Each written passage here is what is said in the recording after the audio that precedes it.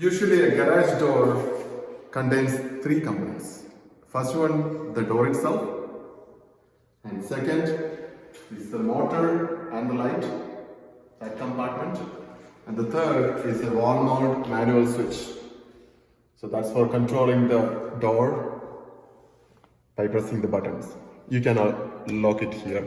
So different doors have different manual control setup options. Now let's go and program this universal remote switch. First step is to remove this cover.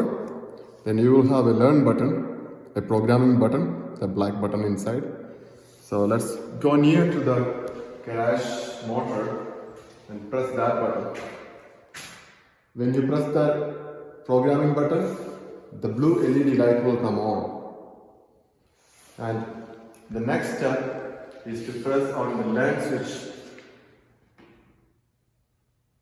on the motor. So you can see that the colored LED started blinking. Now, which means it's searching for the remote. Now, on this remote, there are two switches.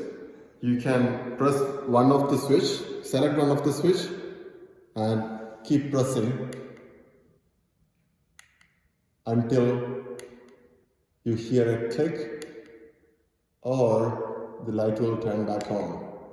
That's when you know that the remote is programmed to the garage door.